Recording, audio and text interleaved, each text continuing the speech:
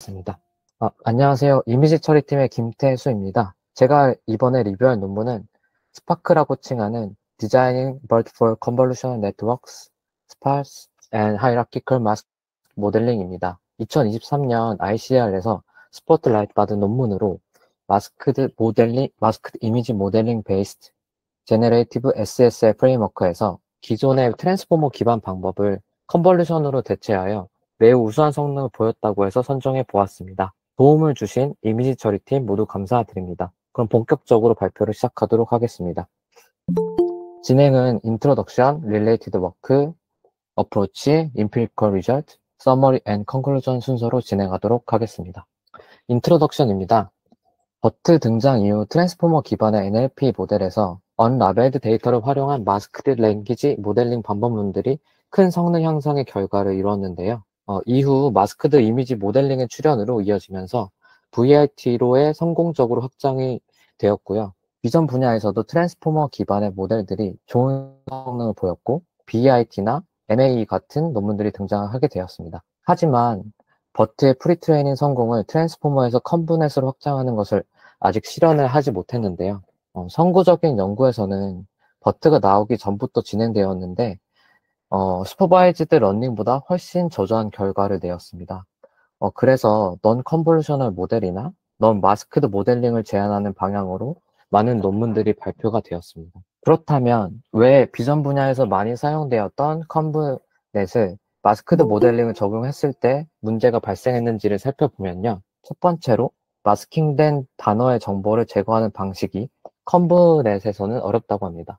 트랜스포머 같은 경우에는 입력 이미지를 논 오버래핑 패치스로 분해를 하고 마스크드 패치를 제거하거나 마스크 토큰으로 대체하여 정보를 쉽게 제거할 수 있습니다.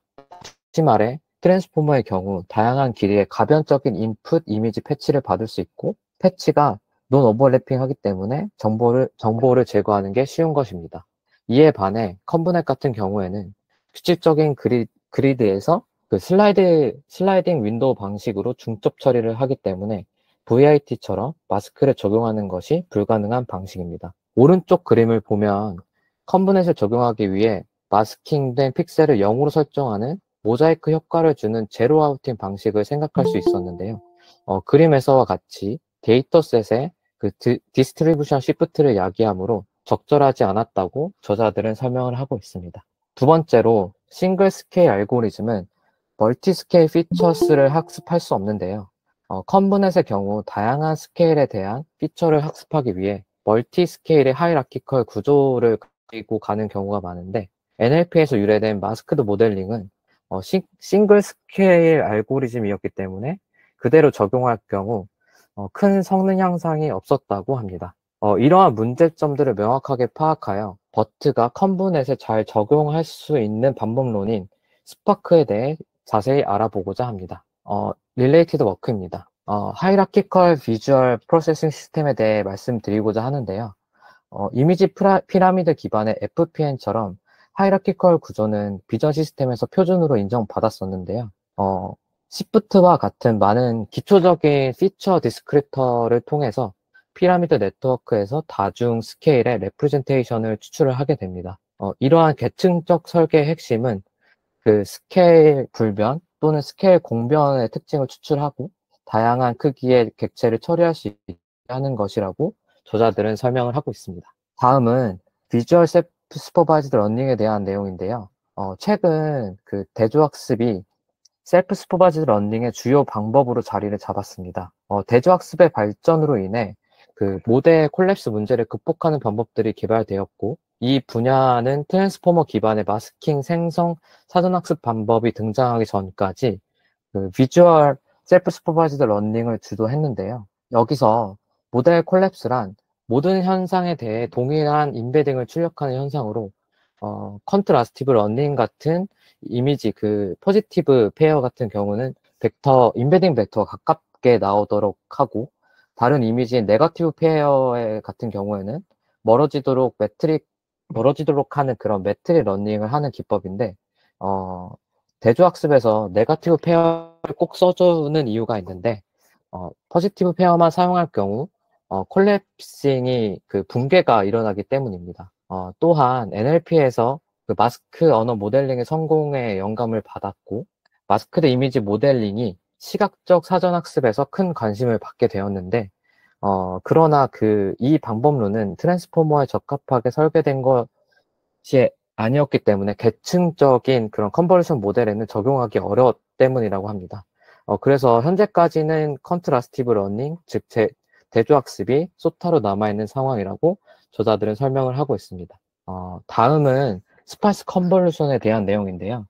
컨볼루션은 2D 컴퓨터 비전에서 널리 사용되는데 규칙적인 그리드에서 슬라이딩 윈도우 방식을 수행을 하게 됩니다. 하지만 3D 포인트 클라우드를 다룰 때 복셀 수가 기하급수적으로 증가하고 이 연산은 비효율적인 현상이 발생이 되는데요. 3D 포인트 클라우드가 매우 희소하고 불규칙하다는 점을 고려하면 모든 MT 복셀을 건너뛰어 속도를 높일 수 있게 되는데 이러한 점을 착안해서 스파이스 컨볼루션이 등장하게 되었다고 합니다.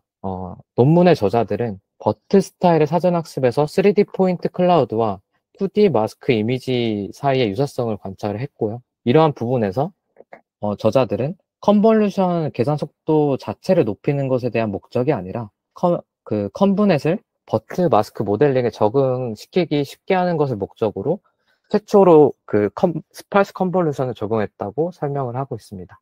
다음은 어프로치입니다. 앞서 말씀드렸다시피 트랜스포머 기반 모델은 이미지 패치 일부를 제거하는 데 용이했는데요. 컨브넷 같은 경우 마스크드 모델링을 위해 픽셀을 0으로 채워넣게 되면 마스크 영역에 대한 필요한 컴퓨테이션이 일어나게 되고 일어나서 효율적이지 않게 되고요. 데이터의 디스트리뷰션이 크게 변형되는 시프트가 발생이 됩니다. 또한 컨브넷 같은 경우는 하이라키 구조를 가지기 때문에 레이어가 깊어질수록 그 마스크 영역이 베니싱 되는 문제를 발생시키게 됩니다.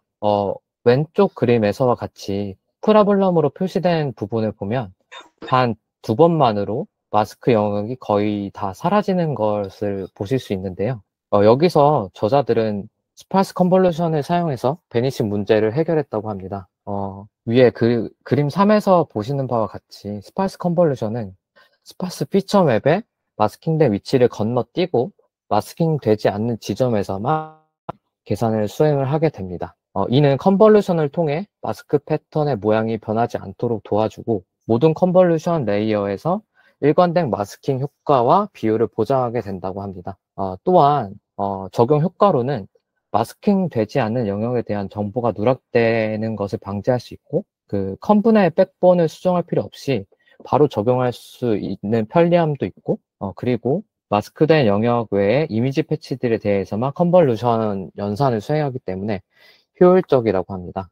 결론적으로 이전에 언급된 픽셀 디스트리뷰션 시프트 문제 그리고 마스크 패턴에 대한 베니싱 문제를 해결하여 그런 컨시스턴스한 마스킹 이펙트를 보장하게 되는 것이 효과라고 저자들은 이야기하고 있습니다. 다음은 하이라키컬 인코딩과 디코딩에 대한 부분인데요. 스파크는 하이라키컬 구조를 가진 컨볼루셔널 네트워크 인코더에 마스크 이미지 모델링을 적절히 적용시켜 마스크 처리된 부분을 리컨스트럭션 하는 것을 목표로 합니다. 여기서 계층적 인코딩 방식을 사용했는데요. 계층적 인코딩이란 인코더가 다양한 해상도를 가진 여러 세트의 피처맵을 생성하는 것을 의미합니다. 예를 들면 레지나 스타일의 모델의 인코더에서는 4개의 스테이지를 거치면서 각 스테이지마다 다운 샘플링을 수행을 하게 되는데 각 스테이지가 지날 때마다 피처맵의 해상도가 오른쪽에 표시된 것 같이 2배씩 축소가 됩니다. 그래서 레지나 50 같은 모델을 가정하면 옆에 4가지 해상도의 피처맵을 생성을 하고요. 이러한 피처맵 S1, S2, S3, S4는 디코딩에 사용됩니다. 다음 디코더 부분을 살펴보면요. 디코더는 유넷 구조를 따르고 상대적으로 가벼운 디코더로서 B3, B2, B1의 3개의 연속적인 블록이랑 업샘플링 레이어를 포함하는 구조를 가지게 됩니다. 여기서 중요한 개념인 덴시파잉이라는 개념이 있는데요. 덴시파잉은 마스크드 이미지로부터 덴스 이미지를 출력하기 위해서 스파이스 피처 맵에 마스크 처리가 된 이미지 패치에 대해 MT 포지션을 채워주는 과정을 뜻합니다.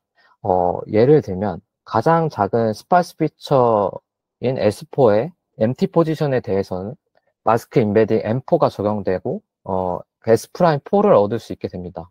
이 부분은 위에 있는 식 1번을 보시면 될 것 같습니다. 이것을 프로젝션 레이어 파이 4를 통과시키면 D4가 되는 것을 확인할 수 있는데요. 이렇게 되면 D4는 디코드의 첫 번째 블록 D3에 입력이 되고 마찬가지로 D3, D2, D1을 얻을 수 있게 됩니다. 이러한 구성을 위해서는 네 가지의 다른 마스크 인베딩 M4, M3, M2, M1과 이에 따른 프로젝션 레이어가 필요하게 되는데요. 이와 같은 방법으로 모든 인코더 블록에 대한 디코더 블록 결과를 얻을 수 있고 디코더의 최종 출력은 D1이 되는 구조로 이해하시면 될 것 같습니다. 다음은 옵티마이제이션 부분인데요. 디코더의 최종 피처 맵인 D1으로부터 댄스 이미지로 재구성하기 위해서는 두 개의 업샘플링 레이어를 가진 헤드 모델 H가 필요하고 헤드 모델 H를 거친 이후에는 기존 이미지의 레졸루션과 같아지게 되는 구조인데요. 이때 재구성할 때 L제곱 로스를 패치별로 적용을 하고 MAE와 같이 마스크된 영역의 리컨스트럭션 에러에 대해서만 학습에 반영하는 방식으로 진행을 하게 됩니다. 사전 학습 후에는 디코더를 폐기하고요. 다운스트림 작업에서만 인코더만 사용하게 되는데요. 저자들은 프리트레인드 스파이스 인코더가 튜닝 없이 곧바로 댄스 이미지들에 대한 제너럴라이제이션을 위해 활용될 수 있다고 주장을 하고 있습니다. 이는 다운스트림을 위한 파인 튜닝 시에는 댄스 인풋이 사실상 MT로 채워지는 부분이 없는 모든 포지션이 활성화되어 있는 특수한 경우에 스파이스 컴보로 치부될 수 있기 때문이라고 설명을 하고 있습니다. 혹시 여기까지 질문 있으실까요? 네, 진행하도록 하겠습니다. 네, 다음은 Empirical Results입니다. 먼저 Implementation Details인데요. 레지넷과 컨브넥스트 기반으로 실험을 했습니다. 먼저 프리트레이닝 부분은 간소화를 위해서 모든 아키텍처, 그러니까 레지넷이나 컨브넥스트를 기반으로 모델 크기에 대해 동일한 하이퍼 파라미터가 사용되었고요. 모든 모델은 이미지넷 1K 트레이닝 셋에 약 128만 개의 라벨이 없는 이미지로 1600 에폭 동안 프리트레인드 시켰다고 합니다. 또한 최소한의 데이터 어그멘테이션을 사용했고 마스킹 비율은 60%를 사용했다고 합니다. 파인 튜닝 같은 부분은 레지넥스트의 오피셜 임플멘테이션을 사용을 해서 파인 튜닝을 수행했다고 합니다. 다음은 이미지넷 이밸루에이션 부분인데요. 오른쪽 표를 보시면 아시겠지만 스파크 사전 학습을 통해 컨볼루션 모델이 트랜스포머 기반 사전 학습 방법들보다 우수하다는 것을 확인할 수 있습니다. 오른쪽 표를 좀 더 보시면 스파크가 외부 모델이나 컨트라스티브 러닝 사전 학습의 장점을 활용하지 않고 좋은 성능을 나타냈는데요. 이는 굉장히 놀라운 결과로 저자들은 설명을 하고 있습니다. 보통 트랜스포머는 컨볼루션 네트워크보다 인덕티브 바이어스를 덜 가지는 데이터 집약적인 모델로 알려져 있는데요. 대규모 셀프 슈퍼바이즈드 학습에서 더 큰 혜택을 보는 것으로 알려져 있기 때문에 놀라웠다고 합니다. 이를 통해서 스파크를 통해 트랜스포머를 뛰어넘는 그런 잠재력을 확인했다고 저자들은 설명을 하고 있습니다. 또한 컨트라스티브 러닝에 비해 인코딩 효율성에서 우위를 가지는 것을 확인했고 인코딩 코스트 또한 적게 들고 이로 인해 메모리 사용량도 절감할 수 있었다고 합니다. 이전에 이미지넷 클래시피케이션의 결과가 스파크 프리트레인드 성능을 보여줬다면 여기서는 기본적인 다운스트림 태스크상에서 레프레젠테이션 퀄리티에 대한 평가 결과를 보여주는데요. 왼쪽은 셀프 슈퍼바이즈드 비전 트랜스포머들과 스파크를 비교한 결과고 오른쪽은 컨볼루셔널 네트워크와 스파크를 비교한 결과입니다. 참고로 멀티스케일 테스팅이나 라지스케일 지터닝 어그멘테이션이나 소프트 NMS 같은 테크닉을 사용하지 않았다고 저자들은 말을 하고 있습니다. 먼저 왼쪽 결과를 좀 더 보시면요. 스파크가 오브젝트 클래시피케이션, 오브젝트 디텍션, 인스턴트 세그멘테이션에서 모두 성능이 좋은 것을 확인할 수 있었는데요. 그리고 프리트레이닝이 없다면 컨브 넥스트 B하고 수인 B 모델하고 성능이 비슷하다는 걸 보실 수 있습니다. 이는 단순히 백본 자체가 좋다라기보다 스파크의 프리트레이닝 방식이 매우 효과적이었다는 결과를 얻었다고 저자들은 설명을 하고 있습니다. 오른쪽 표를 보시면요. 소타 컨볼루션 컨트라스티브 러닝 방법들과 비교한 결과인데요. 스파크만이 여기서는 제너레이티브 메소드고 나머지는 컨트라스티브 메소드로 모든 결과가 그 스파크가 좋은 것을 확인할 수 있습니다.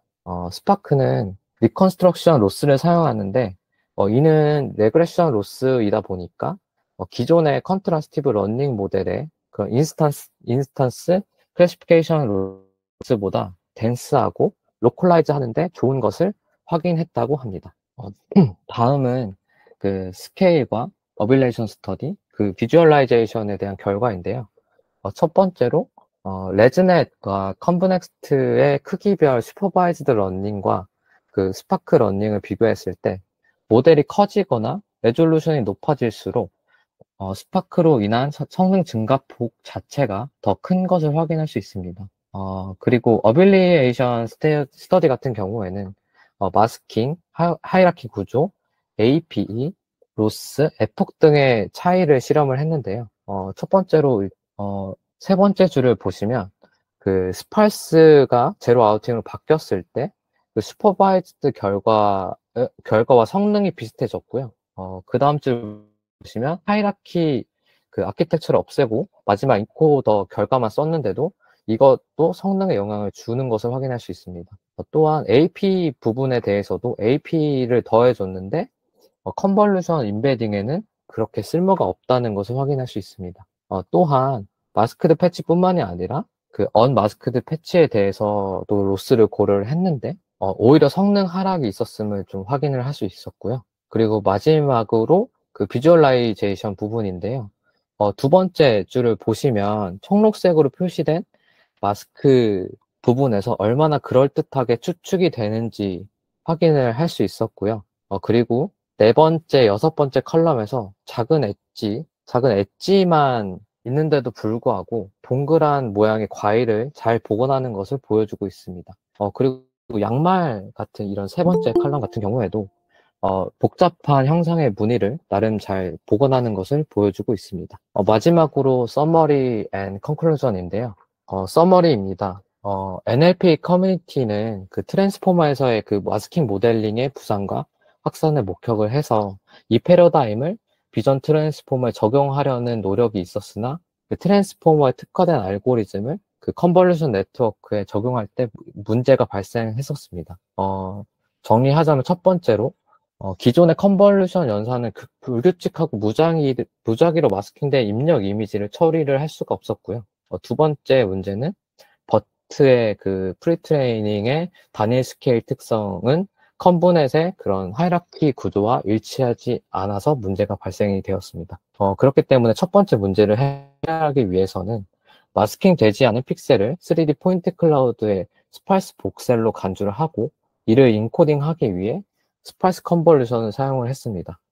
이 결과 그 2D 마스킹 모델링에 스팔스 컨볼루션을 적용한 최초의 시도라고 이 논문에서는 말을 하고 있습니다. 두 번째 문제를 해결하기 위해서는 다중 스케일로 그 인코딩된 특징을 사용하여 이미지를 재구성하는 그 하이라키 디코더를 개발했는데요. 스파크는 일반적으로 적용이 가능해서 백번 수정 없이 모든 컨볼루션 모델에 직접 사용할 수 있음을 확인했습니다. 마지막으로 결론인데요.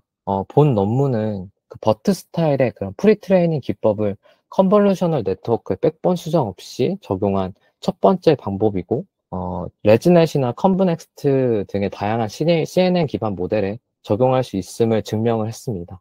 또한 스파크는 트랜스포머 기반의 마스크 모델링보다 비슷하거나 더 좋은 성능을 보이며 소타를 달성했고요. 이는 컨볼루션 네트워크에 대한 새로운 인사이트를 제시했다고 합니다.